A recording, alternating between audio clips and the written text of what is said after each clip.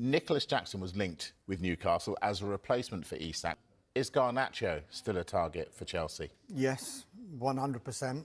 The later it goes on, I think the more Chelsea will feel that they can get him lower than what Manchester United's valuation is of Garnacho. Manchester United, like Carve was saying about Nicholas Jackson, comparing the market to other players who go for that certain amount of money.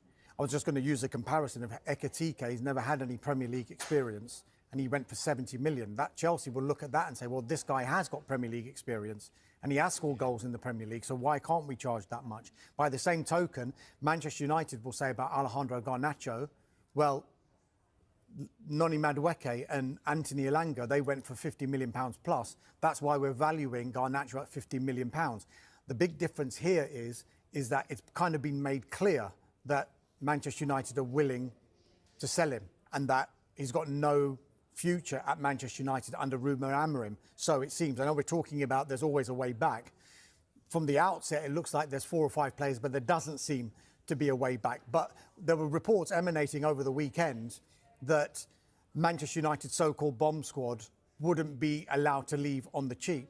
But the later we go in the window... But they would say that, wouldn't they? Yeah, but the later we go in the window, you wonder whether that ship has sailed a little bit, only because if they want to get rid of them, clubs are going to spot an opportunity, rather like Manchester United might spot an opportunity if they were in the other side of the equation. Yeah. So I think United will want to get these deals done as close to the market values that they have for these players, but then also there might be an element of them thinking, for far too many years, we have kept players that shouldn't have been here, rather like Arsenal did, and then Arsenal made that move, didn't they? Let's just cut our losses, start again. I wonder if Manchester United are thinking the same. Also, when we're talking about Chelsea, we should mention how much money they've made from selling players this summer. I think they've made something like £270 million from moving on something like 16 or 17 players.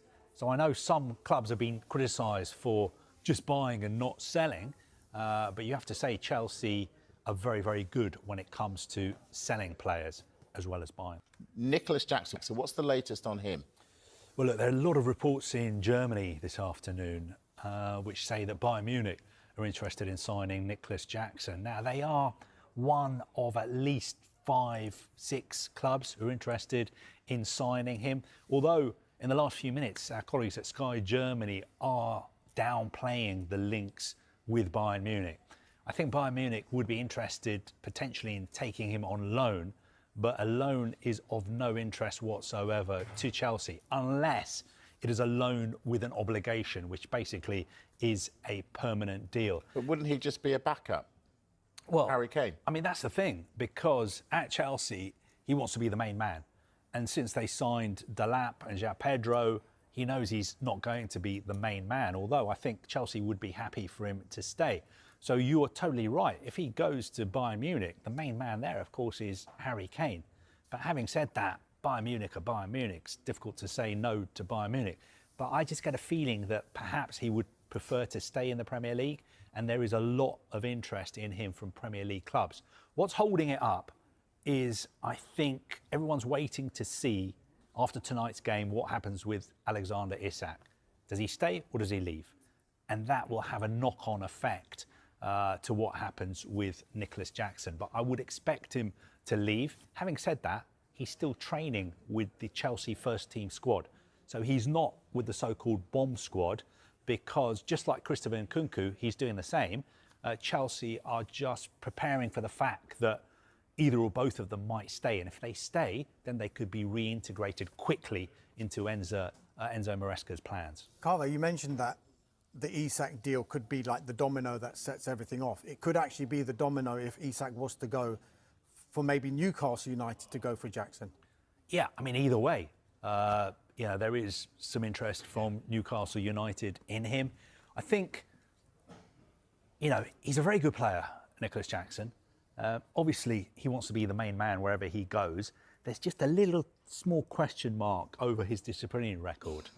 Remember what happened at the end of last season with his sending off and the Club World Cup? Also, he got another red big card. chances as well.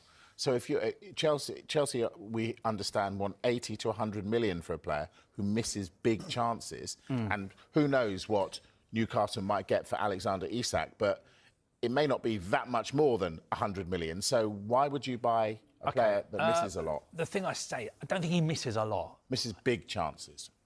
I'm not sure that that's true, although I have seen some statistics, I don't know, XG or something it's called, that he doesn't... So old school. Yeah, I don't know, but there was some stuff I read about the fact that he doesn't finish as many chances as he should do.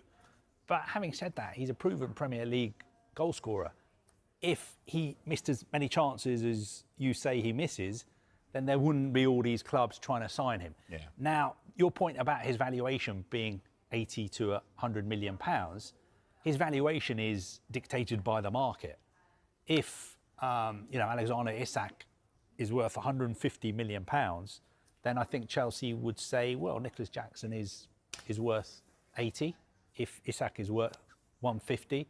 Now, I can see you rolling your eyes. Yeah. I'm not saying they're going to get 80, but I think they will get somewhere in the ballpark of what Premier League clubs have been paying for strikers.